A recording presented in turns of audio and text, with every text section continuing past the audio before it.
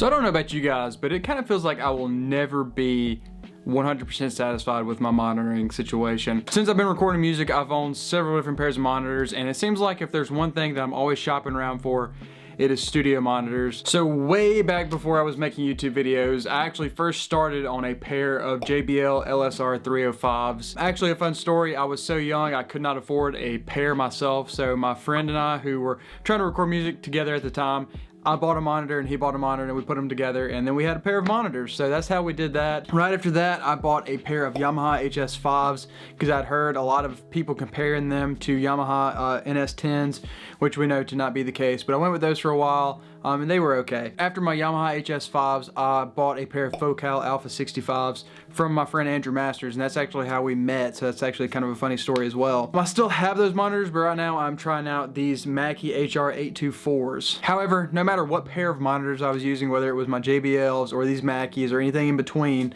one common factor was that I was never using a subwoofer until now, actually. I recently just ordered a KRK 10S subwoofer off of Reverb. Bought this from a guy named Will.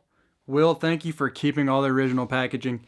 You're the best. And I'm using that now with these Mackies. I've also tried it with my Focals, and both setups sound really good. I'm kind of on the fence between which pair of monitors I prefer, honestly. Incorporating a subwoofer into my home studio setup has always been something that's kind of made me a bit nervous, just because I've always been in such small rooms for the most part. I've always been afraid that, you know, subwoofer was too big for my room, or that just whatever, having the subwoofer would lead to my mixes either being really hyped in the low end or really kind of just dead in the low end, just because I was afraid I wouldn't calibrate the monitor correctly. However, with that being said, now using a subwoofer, I'm starting to get a little bit of a glimpse of something that I've been missing out on the whole time, and that's actually being able to actually hear, you know, sub 60 hertz pretty much. You know, probably somewhere between, just depending on the monitors that you're using, somewhere between, you know, 80 to 100 and then lower.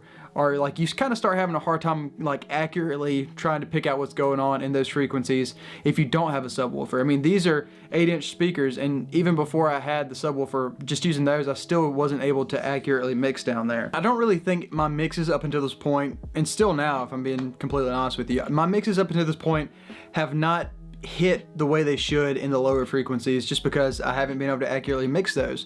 So I'm hoping incorporating this KRK sub is going to make my mixes just a little bit better and just a little bit closer to being radio ready, if you will. I'm actually just making this quick video today for those of you who, like myself, have not even considered setting up a subwoofer in your home studio. Honestly, before I had the thing set up, I didn't even know how to plug everything in correctly. I didn't know it was kind of just a daisy chain situation. But even more than that, you can fall down crazy rabbit holes on all kinds of forums about, you know, calibrating the monitor and like how loud it needs to be, and then like phase alignment and stuff with that in your studio monitors.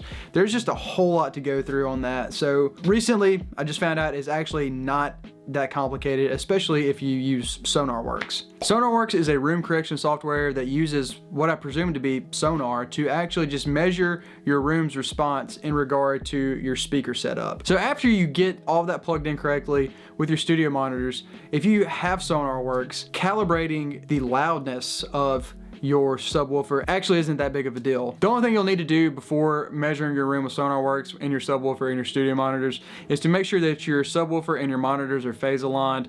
I pretty much just try to line mine up directly with one another, and then I just check the phase by flipping the phase flip switch on the back of my sub. I flipped the phase and my low end kind of drastically decreased, so I'm just assuming that it is in phase. So after I had all that set up, the next thing I wanted to do was measure my room with my subwoofer. So I actually went to SONARWORKS, to their support page, to see what they recommended to do with a subwoofer, and I'm gonna read this excerpt for you guys. If the low frequency correction is exceeding 6 decibels either up or down, you need to go back and turn down the subwoofer a little, or turn the subwoofer up a little bit. So basically I measured the room,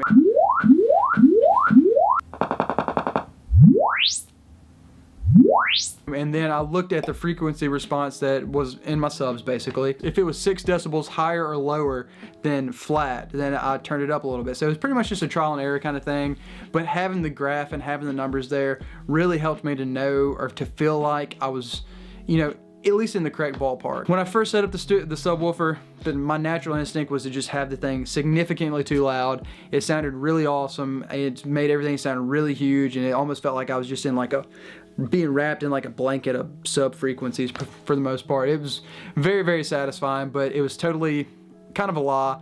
and I feel much more confident about the way I have my subwoofer set up now. So if you guys are using SONARWORKS, it's really not that complicated. Just daisy chain your subwoofer to your studio monitors and then measure your room. You may have to do it more than once, but you know, it is what it is, and you'll be off to the races. So hopefully this sheds a little bit of light for some of you guys who are nervous about incorporating a subwoofer or setting up a subwoofer in your home studio. I'll eventually report back to you guys after I do a few mixes to let you know if I think that this has been an adequate way of setting up a subwoofer.